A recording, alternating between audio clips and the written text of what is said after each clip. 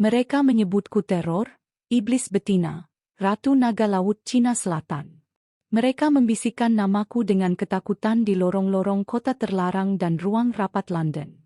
Namun, sebelum aku menjadi ratu, sebelum aku menjadi legenda, aku hanyalah seorang perempuan bernama Siang, dan aku mengerti satu hal, dunia adalah arus, dan kau harus belajar mengendalikan arus atau kau akan tenggelam. Perahu bunga, itu seperti sangkar, tapi setiap sangkar punya kuncinya. Kuncinya adalah observasi. Aku belajar bahasa kekuasaan, keserakahan, dan keputusasaan, mata uang yang jauh lebih berharga daripada koin. Kebanyakan pria menatapku dan melihat tubuh yang siap dibeli. Zheng Yi menatapku dan melihat pikiran yang siap ditaklukkan. Ia datang untuk menikmati malam yang menyenangkan. Aku malah menawarinya sebuah kerajaan. Pernikahan kami adalah penggabungan bisnis. Dia memberi saya namanya, Zheng Yi Sao, istri Zheng Yi. Sebagai imbalannya, saya akan memberinya apa yang benar-benar ia dambakan, warisan. Kekacauan memang kodrat mereka, tetapi kekacauan tidak membangun kerajaan. Aku memberi mereka struktur, sebuah kode. Mencuri dari orang kaya, ya, tetapi jangan merugikan petani yang memberi kita makan. Mengkhianati saudara, dan laut akan menjadi kuburanmu. Semua rampasan harus didaftarkan sebelum dibagikan. Pembangkangan berarti kematian. Zhang Bao adalah pedang yang ditempa oleh Zheng Yi. Namun, ia melihat bahwa akulah yang mengarahkan tangan yang menghunusnya. Ia setia kepada pria itu, tetapi terpesona oleh wanita itu. Mereka serigala, berebut sisa-sisa makanan. Saya tunjukkan cara berburu berkelompok. 6 armada, 1 panji, di bawah komando kami. Kita menjadi bangsa di atas air. Kita memiliki hukum kita sendiri, ekonomi kita sendiri, dan tentara kita sendiri. Dan Kaisar Qing, yang aman di istananya, akan segera memahami arti sebenarnya dari ancaman pesisir.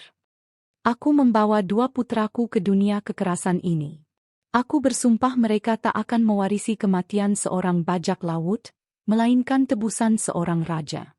Laut memberi, dan laut mengambil. Malam itu, ia memilih untuk mengambil suamiku.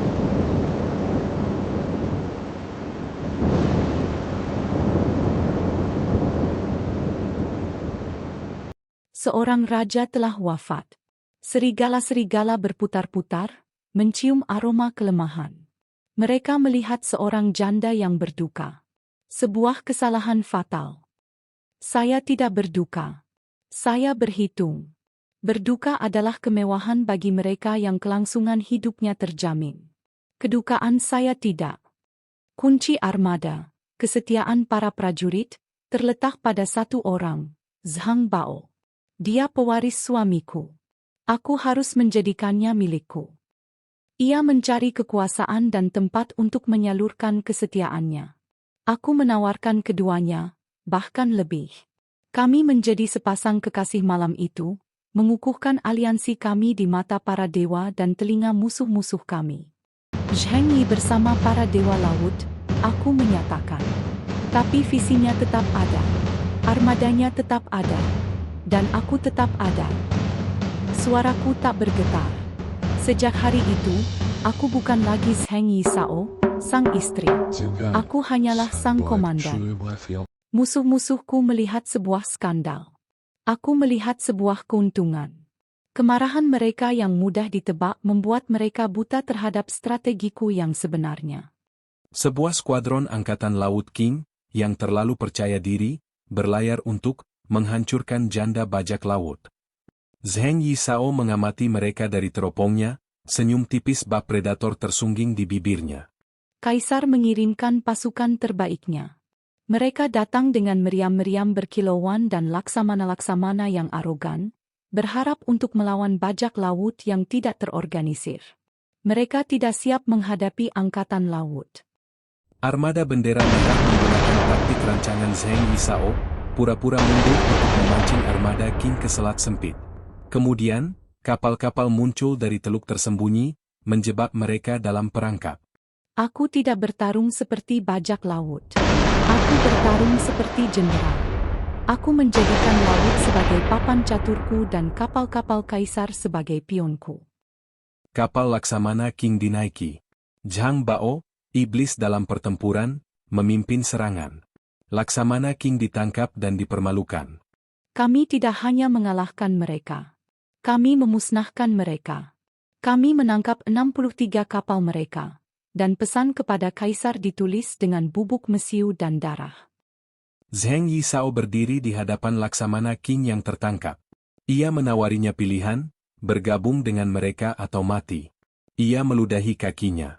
Ia mengangguk dengan tenang kepada Zhang Bao. Belas kasih adalah alat, bukan perasaan. Kepada mereka yang bisa berguna, ku persembahkan. Kepada mereka yang hanya menawarkan perlawanan, ku persembahkan hanya lautan. Seorang pejabat pemerintah yang ditangkap, Wen Chengzi, dibawa ke hadapannya. Alih-alih menyiksanya untuk mendapatkan informasi, ia memperlakukannya dengan hormat, berbagi teh, dan berdiskusi tentang filsafat. Ia menyelidikinya, mempelajari cara berpikir musuhnya. Senjata terhebatku bukanlah meriam, melainkan pikiran.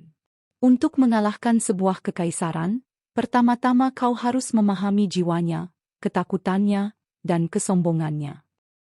Armada bendera merah mendominasi. Mereka memblokade kanton, memungut pajak atas semua pelayaran, dan menciptakan pemerintahan bayangan di pesisir. Mereka tak terhentikan. Kami bukan lagi bajak laut, kami adalah sebuah dinasti. Laut Cina Selatan adalah istana kekaisaranku, dan setiap kapal yang berlayar di sana memberiku upeti. Sebuah kapal perang Portugis dari Makau, yang percaya diri dengan kekuatan senjata Eropa yang unggul, menembaki salah satu skuadronnya. Iblis asing adalah yang berikutnya. Mereka percaya teknologi mereka membuat mereka tak terkalahkan. Mereka punya meriam yang lebih unggul. Aku punya 40.000 bajak laut yang tak takut mati. Itu perhitungan sederhana dan brutal yang gagal mereka pertimbangkan. Zheng Yisao memeriksa meriam-meriam Portugis yang dirampas, mengusap logam dingin itu dengan tangannya. Ia memerintahkan para insinyurnya untuk meniru desainnya. Setiap kekalahan musuhku adalah pelajaran bagiku. Kami mengambil senjata, taktik, pengetahuan mereka, dan menjadikannya milik kami. Suasana hening. Zheng Yisao memperhatikan kedua putranya bermain di dek. Zhang Bao merangkulnya dengan protektif. Ada kasih sayang dan kebersamaan yang tulus di antara mereka. Di tengah badai, kami telah membangun kehidupan. Dia adalah jenderalku, kekasihku, ayah bagi putra-putraku, kecuali darah daging. Kami adalah keluarga. Kuo Podai dari armada bendera hitam, yang iri dan terhina oleh kesuksesannya, diam-diam mendekati pemerintah Qing. Ia menawarkan untuk mengkhianati Zheng Yisao dengan imbalan pengampunan. Kebusukan dalam konfederasi manapun selalu dimulai dari dalam. Iri hati adalah asam yang lebih korosif daripada air laut. Mata-mata Zheng Yisao menyampaikan kabar pengkhianatan Kuo Podai. Ia tidak menunjukkan kemarahan, hanya ketenangan yang tenang dan berbahaya. Untuk menjadi seorang ratu, kau harus punya mata dan telinga dalam setiap bayangan. Aku tahu pengkhianatannya sebelum tinta dipesannya kering. Zheng Yisao memanggil Kuo Podai untuk rapat strategi. Ia datang dengan arogan dan tanpa rasa curiga. Ia memasuki kabin Kuo Podai dan mendapati Kuo Podai duduk sendirian, dengan 2 cangkir teh. Dia datang dengan harapan membodohi seorang wanita. Dia tidak menyadari bahwa dia telah terjerumus ke dalam jaring laba-laba. Ia menghadapinya, membeberkan setiap detail rencananya. Wajahnya memucat. Ia mengatakan bahwa ia memberinya satu kesempatan untuk menegaskan kembali kesetiaannya, bukan kepadanya, melainkan kepada konfederasi yang turut ia bangun. Aku bisa saja membunuhnya. Tapi seorang martir yang mati justru mengilhami pemberontakan. Seorang hamba yang hancur dan setia jauh lebih berguna. Ketakutan adalah rantai yang jauh lebih kuat daripada keserakahan. Dia tidak akan pernah mengkhianatiku lagi. Kaisar Qing, yang murka, menyewa perusahaan Hindia Timur dan Angkatan Laut Portugis untuk membentuk aliansi besar. Misi mereka, membasmi Zheng Yisao sepenuhnya. Mereka tak mampu mengalahkanku sendirian. Jadi Kekaisaran Timur dan Barat bergandengan tangan. Aku bukan lagi bajak laut. Aku adalah krisis global. Mereka datang menjemputku dengan kekuatan 3 kekuatan yang terkumpul. Itu memang dimaksudkan sebagai eksekusi. Aku memutuskan itu akan menjadi mahakaryaku. Zheng Yisao berdiri di atas kapal benderanya, angin menerpa rambutnya. Ia menatap armada musuh, wajahnya dipenuhi konsentrasi. Inilah pertempuran terakhir. Seluruh hidupku telah membawaku pada momen ini. Semua rencana, aliansi, pengkhianatan. Laut pun menahan napas. Pertempuran dimulai. Pusaran api, kayu, dan baja. Armada sekutu sangat kuat, meriam jarak jauh mereka sangat dahsyat. Mereka bertempur dengan kekuatan. Aku bertempur dengan kelicikan. Kubiarkan mereka menghabiskan amunisi mereka di kapal-kapal garda depanku, mengorbankan pion demi melindungi aku sang ratu. Dengan pengetahuannya tentang pasang surut dan terumbu karang tersembunyi, Zheng Yisao memancing kapal-kapal Eropa untuk masuk ke perairan berbahaya untuk kapal berukuran besar. Beberapa kandas menjadi sasaran empuk. Kekuatan terbesar mereka, ukuran kapal mereka, justru menjadi kelemahan fatal mereka. Laut adalah sekutu saya, dan bagi orang asing, ia adalah teman yang pelin-pelan. Pertempuran berkecamuk selama berhari-hari. Kemenangan kedua belah pihak tidak sepenuhnya diraih, melainkan kebuntuan berdarah dan brutal. Armada Zheng Yisao babak belur, sementara armada sekutu lumpuh dan kehilangan semangat. Kami tunjukkan pada mereka bahwa kami tak bisa dipatahkan. Kami bisa mengimbangi semangat mereka. Kami bisa menguras habis tenaga mereka. Kami bisa menahan mereka selamanya. Dan dengan begitu, saya menang. Momen pencerahan bagi Zheng Yisao. Ia menatap pembantaian, pasukannya yang kelelahan, dan persediaannya yang menipis. Ia menyadari bahwa meskipun ia tak bisa kalah, ia tak bisa lagi benar-benar menang. Perang ini tak berujung. Aku telah membuktikan perkataanku.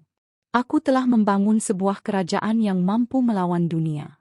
Tapi apa gunanya sebuah takhta jika kerajaanmu adalah medan perang abadi? Zheng Yisao membuat keputusan yang mengejutkan. Ia akan menegosiasikan penyerahan diri. Zhang Bao marah besar, menganggapnya sebagai tanda kelemahan. Dia melihat penyerahan diri. Aku melihat langkah terakhir dalam permainan. Kau tidak menang dengan berjuang sampai akhir. Kau menang dengan mencapai tujuanmu. Tujuanku bukan lagi perang, melainkan masa depan. Tanpa senjata, hanya ditemani delegasi perempuan dan anak-anak, Zheng Yisao memasuki kantor Raja Muda Liangguang, Bai Ling. Para pejabat Qing tercengang dan terdiam melihat keberaniannya. Mereka menduga akan ada bajak laut buas yang memohon belas kasihan. Saya datang sebagai kepala negara, membahas sebuah perjanjian. Saya yang menentukan syarat-syaratnya, bukan mereka. Wajah Zheng Yisao saat bernegosiasi. Ia tenang, fasih, dan sepenuhnya memegang kendali. Ia menuntut pengampunan penuh bagi semua bajak lautnya, hak untuk menyimpan jarahannya, dan agar Zhang Bao diberi jabatan di pemerintahan Qing. Aku tidak menyerahkan kekuasaanku. Aku hanya menukarkannya. Aku menukar kerajaan air dengan kerajaan yang damai dan sejahtera. Raja Muda, yang terpukau oleh kecerdasannya dan tidak melihat cara lain untuk mengakhiri perang yang mahal itu, menyetujui hampir semua persyaratannya. Ia hanya menolak satu hal, ia dan Zhang Bao tidak boleh menikah, karena Zhang Bao akan menjadi bawahannya. Detail birokrasi yang kecil. Sebuah gestur terakhir untuk menyelamatkan muka sebuah kerajaan yang telah direndahkan. Zheng Yisao dan Zhang Bao berlutut di hadapan Raja Muda. Ia pun mengampuni mereka. Kemudian, Zheng Yisao melepas jepit rambutnya dan menundukkan kepala, meminta Raja Muda untuk meresmikan pernikahan mereka sendiri. Raja Muda yang begitu terpukau dan terkesan dengan manuver ini pun setuju. Kubiarkan dia menolak permintaanku, tapi kemudian dia mengabulkannya sendiri sebagai permintaan pribadi. Dalam aksi terakhirku sebagai bajak laut, aku berhasil mengecoh perwakilan kaisar untuk terakhir kalinya. Armada bajak laut dibubarkan. Para prajurit diberi amnesti. Zhang Bao, yang kini menjadi pejabat Qing, berdiri dengan bangga mengenakan seragam barunya, bersama Zheng Yisao di sisinya. Kami meninggalkan perang dengan nyawa, kebebasan, dan kekayaan kami yang utuh. Tak ada bajak laut dalam sejarah yang pernah meraih kemenangan seperti itu. Kehidupan Zheng Yisao selanjutnya. Ia menggunakan kekayaannya yang melimpah untuk membuka bisnis perdagangan garam yang sukses dan, beberapa orang berbisik, sebuah rumah judi yang tenang. Ia menjadi seorang matriarki yang dihormati, meskipun ditakuti. Aku menukar pedangku dengan sempoa, meriamku dengan kontrak. Ternyata, keahlian yang dibutuhkan untuk mengelola konfederasi bajak laut sangat cocok untuk mengelola kerajaan bisnis. Zhang Bao meninggal beberapa tahun kemudian. Zheng Yisao terus mengurus urusannya dan membesarkan putra-putranya, pilar masyarakat yang pernah diterornya. Aku hidup lebih lama dari suamiku. Aku hidup lebih lama dari kekasihku. Aku hidup lebih lama dari musuh-musuhku. Putranya, Zheng Yingxi, terlibat dalam sengketa hukum sejak muda. Hakim setempat akan segera memutuskan bahwa ia tidak akan menang. Bahkan di usia tuaku, namaku masih berbobot. Zheng Yisao, yang kini telah menjadi wanita tua, berjalan memasuki kantor hakim. Ia tidak berkata apa-apa. Ia hanya menatapnya dengan tatapan penuh perhitungan yang sama. Hakim dengan cepat memutuskan untuk memenangkan putranya. Mereka tak lupa siapa aku. Sang Ratu Naga sedang tertidur, tetapi apinya tak padam. Kilas balik ke momen di kapal induk. Zheng Yisao menatap hamparan laut yang tak berujung, raut wajahnya tak terbaca. Apakah aku pahlawan? Penjahat? Aku penyintas. Aku menerima dunia apa adanya, dan aku membengkokkannya sesuai keinginanku. Kembali ke tahun 1844.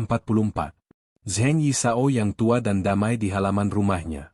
Ia mendongak dari tehnya, senyum tipis dan penuh arti tersungging di bibirnya.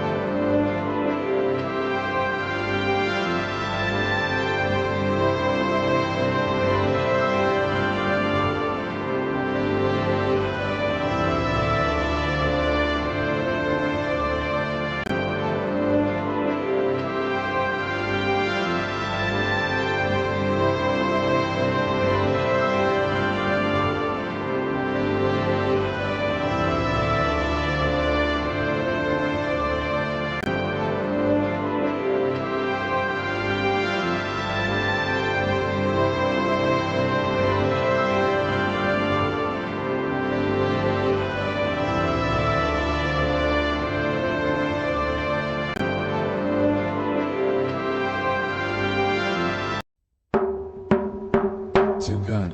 Some boy true wife your pay on down.